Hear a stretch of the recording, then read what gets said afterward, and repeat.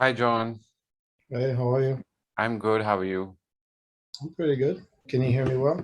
Yeah, I can hear you very well. Thank you. Okay. Glad that we are getting a chance to talk again, and good to see that you're safe and back at the base. Thank you. Yeah, so I believe, John, you have been on to some adventures recently. Tell me a little bit about what you have been up to. So I just came back from spending a month in the Ukraine, so covering the war on the Ukrainian side of the story. And now I'm in Paris. I'm covering the French elections. Okay. So let's first talk about the Ukrainian war and what you probably got to see on ground. What is the situation like? When did you go and how has your time been? Yeah. So the situation now is quite different from what it was when I arrived on March 2nd. So I arrived a week after the beginning of the conflict. The situation, so I went to different front lines from Nikolaev to Kiev and different parts in the north, where at the time the Russian army was advancing towards Kiev in order to. It's not clear exactly what the Russians were trying to accomplish in terms of surrounding the city, taking it by storm, or just applying enough pressure so the Ukrainian government would negotiate more.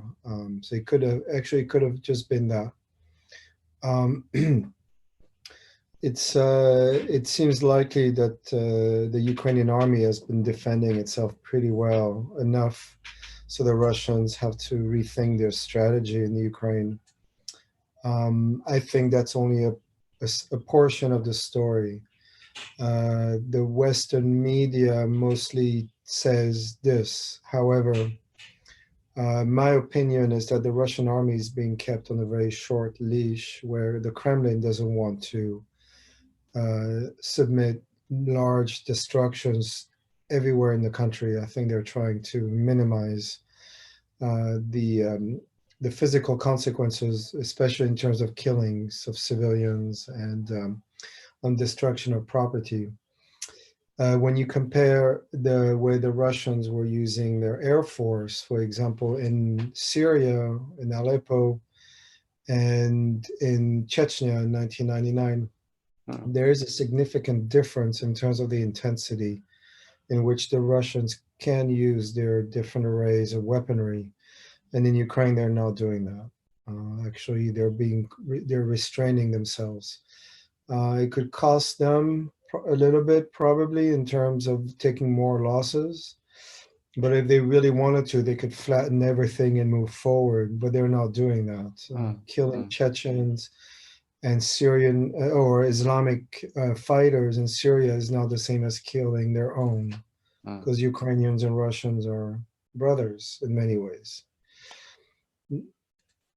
Go Yeah, ahead. but John, there have been some reports which also sort of put the strategy of and the capability of and the preparedness of Russian forces under question. A lot of people are saying that there was a lot of miscommunication.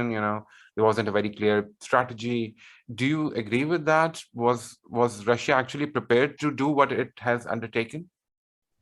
So you're right. There are significant problems in the tactical and strategic levels of the Russian army, and the reason is the following: since the war in Georgia in 2008, the Russian army has been reformed into a more modern, let's say, more of closer to Western army types Mm, of the 21st century.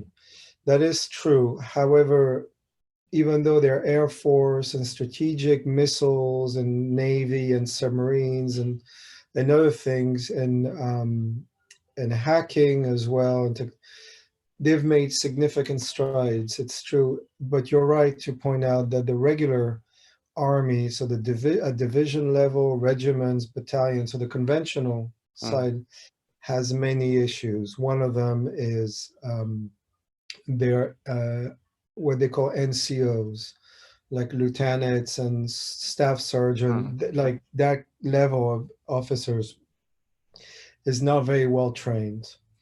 Uh, That's a problem in the Russian army. It's been true since World War II. They've always had this lacking perspective, which you see the complete opposite in the U.S. Army, which its strength is its commissioned officers, Mm. uh, and this explains why six generals have been killed, because apparently they have to go to the front to see what the hell's going on, because they have some communication problems, so they get killed like that. Now, obviously, they're not being killed by regular fighting. They're being targeted by U.S. Um, technology, and they're basically telling the Ukrainians, these guys are there. You can target them with drones and kill them. These are assassinations, basically. Right. So that's U.S. information that's being given to Ukrainian army to fight. So basically, the U.S. is at war with Russia right now, basically. Not directly, because we don't have U.S. troops on the ground, but we are involved significantly, and it's quite dangerous. Okay. And then we see all these images of casualties, people, dead bodies on the roads and all. And because you're a photographer, you would have a better insights on it. There's a lot of talk about, fake photos and fake situations that are being pushed out from both sides. Uh, what do you have to say about that? So you said the most important thing is that it's both sides. Unfortunately, the mainstream media in the Western world is not doing its job. It's basically saying, or it's only talking about how Russia is having issues, but it's not really talking about the Ukrainian side. And the best way to think about it is because, like you said, they keep talking about Russian casualties, but do you ever hear about Ukrainian military casualties? Never, never, never. Only once they said mid-March they lost 1,300 killed in action soldiers. The reality is they probably lost two, three, four times that number. Um, so clearly, what is happening, and it's very obvious, is that this is an information war, which have always existed in conflicts. Propaganda is as old as war, but so there's nothing new. But when the Western media pretends to be neutral, and even though it's not, then we have a problem. The role of the media is to be neutral and cover both sides, and therefore not pose a judgment on the Right. situation. Because if many journalists on television will use emotions in order to get their points across, and that's wrong. Emotions has nothing to do with geopolitics. Geopolitics is an immoral science, if you could call it a science. At least the relationship between nation state has always been tricky like that. Mm. But so all they do is show dead bodies and all that, and it plays on people's emotions. Of course, no one likes to see dead civilians. I know. My past 20 years, I've been seeing that personally. I mean, to go see, physically go see it, it's a problem. To tell me that war is wrong and killing civilians is wrong, I agree, obviously, but how does that change anything? You might think the Russians are evil people. They're not. They're not more evil than the Americans, who've been waging war for decades in the Middle East in many places, and millions have died. The Russians didn't do that. We did. Mm. Mm. So our more high ground is no longer valid. Okay, John, tell me, there's a lot of talk about Zelensky's valor and his own personality. He has emerged as the symbol of resistance against uh, Russian forces. How is he perceived on ground? What are the opinions on ground of Ukrainian people? It's true that he stayed in Kiev, and for that, it's always nice to see some degree of courage, especially when it comes to physical courage, meaning your potential death. So that's one thing. The second thing I would add is that people should remember who this guy is. Where does he come from? He's an actor, becomes president, and his ability to manipulate is augmented by the fact that he is an actor. Is he a conventional statesman? He's not. Is he liked by many Ukrainians? Of course, it's time of war, and they have some leadership, and the leadership is fighting or trying to. What bothers me with him is not so much that, is how he's in a very pretentious way, basically telling the European Union what to do.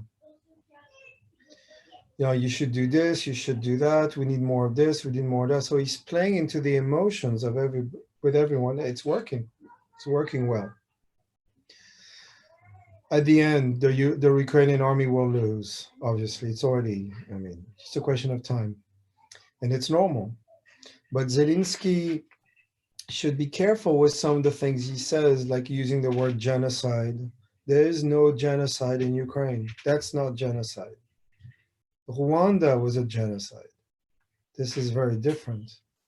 So he understands how emotions are dictating people's abilities, and especially in the Western world, in understanding a situation, and he plays with it very well. Doesn't work with me and others, but it works with many others. Okay. So is it like dangerous to be in Ukraine? Did you feel the same level of fear that you may have experienced in Syria or Afghanistan or other places where there was war, full-on war going on?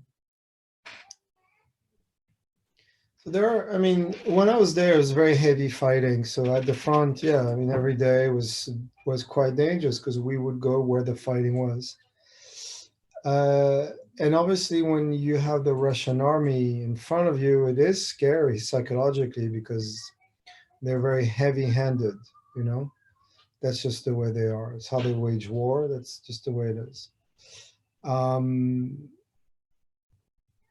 I think for me personally, the fear that I felt when I was out there is more of the intensity of the shelling. I mean, there are days you were just hitting the ground or just drop everywhere for quite some time. So that's heavy. And it's a very specific experience, which can only be described if you actually go through it personally. I think it's hard to explain it. Sure. But yeah, I mean, it's, there are different types of wars and different degrees of intensity. This is just a little more. Could be much more. Okay.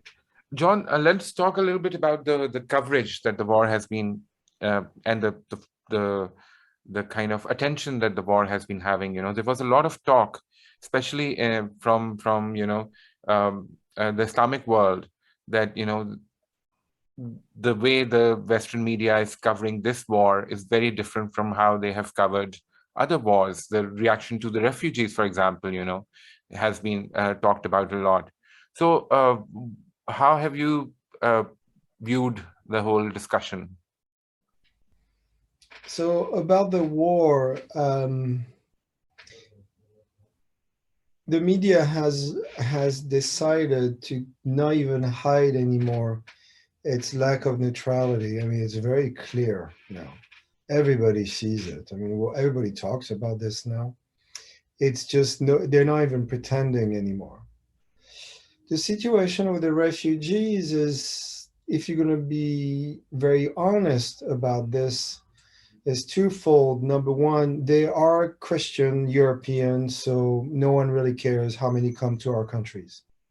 That's how most of the world works.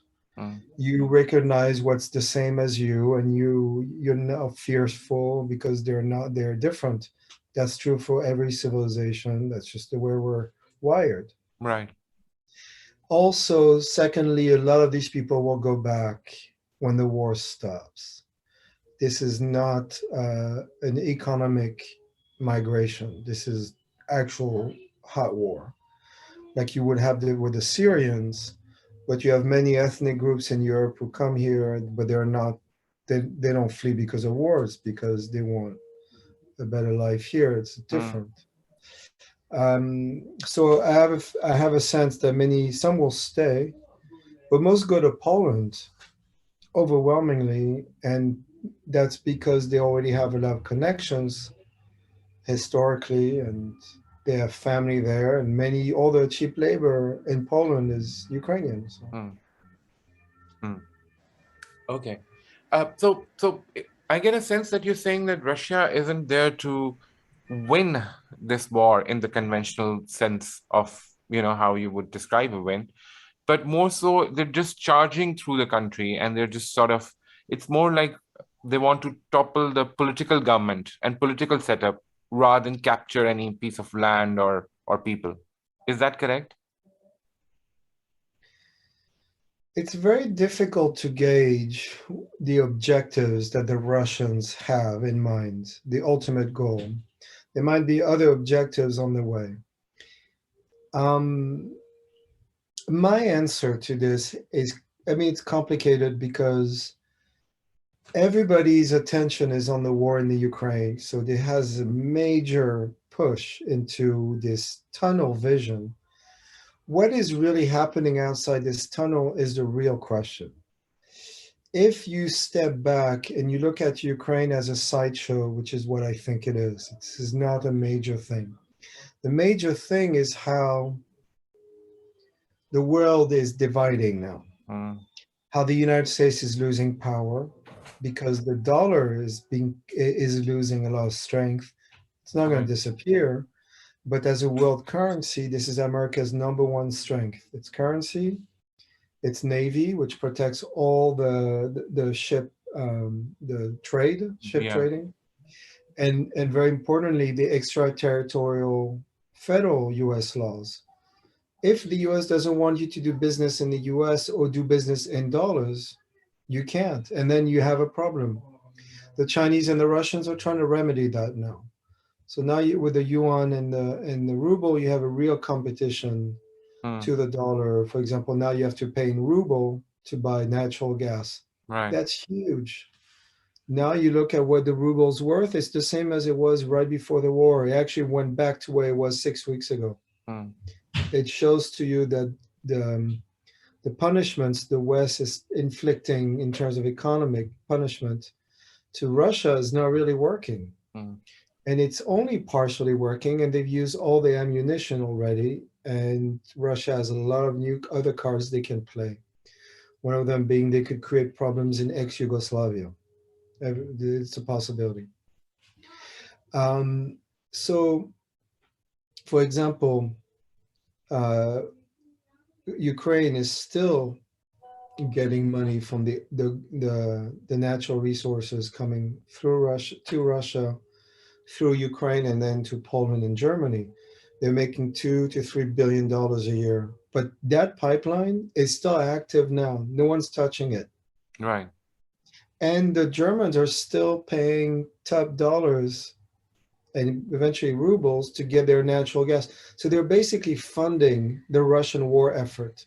We are directly funding the Russian war effort because we keep having to buy their natural resources. No one seems to think this is strange. I do. If you're going to be waging war, if this is truly an enemy, what the hell are you doing business with them? Right. Obviously, the Germans decide not to have nuclear energy anymore, so they need it. But that's because they're stupid. They should have strategically, if they had real leadership, which they don't, they would have kept nuclear energy. They would have built fourth generation EPR nuclear plants, which are 90 to 96% clean energy, which is more than anything that we have currently. Instead, they got rid of it for ideological reasons. So we're funding the war. Good, well done. Good luck with that. So there are many great things that are happening, and Chinese are making a lot of moves. A lot of African countries are making moves. India is making big moves right now, and they're getting closer to the Russians. The West is actually much more isolated than it's pretending to be. It's telling us the Russians are isolated. No, they're not at all. Our own prime minister he landed in Russia the way Russia actually invaded Ukraine, and so exactly. He went ahead with a visit, and he had a lot of fruitful discussions there while Russians were advancing into Ukraine all the time. And now it's time to do deals with the Russians. Now is the time. And when the European Union says to the Mexican president, because they publicly said Mexico should should do something about the war in Ukraine. AMLO, who's the president, said, "No, I'm not gonna." For them, Ukraine is far. There's no Mm. connection, really. I mean, so the Western world is a very is damaged goods in many ways, and it's lost its more high ground. It's pretending that we're better than everybody else, but we're not by far, especially now. And to think that everybody's going to follow us with this is stupidity, I remember especially. we did talk about, your views on how Europe is going to have major changes very soon, and probably this is what, is transpiring in front of us now. So the real loser in this is Europe. Europe is a disaster because I mean it's a very long talk. Maybe one day we'll have it, but Europe and Europeans as a whole have forgotten what power is, what strength is, what geopolitics is, what nation state, how you have to be realistic about things, you have to talk with everyone. And instead, it's deciding, it's for decades now, past 40 years, already since World War II, actually, has decided to remain close to America and they do everything the US tells them to do. Yeah. That's what Europe is. It's a bunch of cowards who, if they had strength, they would do their own policy. France, for example, has strategic historical connections with Russia. For the past 250 years, we've been close to the Russians. They like us. They Hmm. love the French. Why are we getting into this adventure for the Americans? So now we have problems with the Russians. How does that help France? It doesn't. Makes things worse for us. And yet Macron goes. He pretends to be a tough guy. He's not because the Americans tell him what to do. So now you're covering the elections in France. Yeah. What's the situation like in Paris? Where do you see this panning out? Well, so you have what you had in 2012 and I'm sorry, 2017. The electoral system in France is made in such a way that Macron wants to have Marine Le Pen to the second round because he knows most French people are not going to want her to become president, so they're going to go for him or not vote. It's a political calculation which has been true since Mitterrand was president in 1981. He's the one who brought in the National Front, which is her party, but it was meant to be divisive and get rid of the communists. It was brilliant, and it still kind of works today. Um, I don't know how much change they're going to be after. If she wins, then this is a different conversation, even though I don't think she will do what she wants to do, especially because the big subject of conversation is immigration. That is the basis of Right. everything at this point. Most French people don't want it anymore. They're tired, and the tensions are running high. Things are going to blow up. It's just a question of when, Hmm. not how, but when. And so we'll know on the 24th, but most likely he's going to win, and and continue. Things will continue to go downwards as they've been for a while. Okay. So tell me, when are you going back to the US, and when is this whole marathon trip coming to an end? It's true that I've been traveling a lot for over 20 years now, but it's true since COVID I've been on the road constantly. It's been a bit ridiculous how I know I've been apparently following you. yeah, so apparently I have a house in New York. I forget, but apparently I do. I'm being reminded. I need to go home at some point and kind of lay low for a little bit. But I would very much like to continue covering the war there, but on the other side. Right. Thank you so much, John. Thank you for your time. And Very well. again, stay safe. And, we'll keep touching bases, but hopefully for good reasons, not always wars. That sounds good. Take care of yourself, my friend. Thank you. Bye-bye. Bye.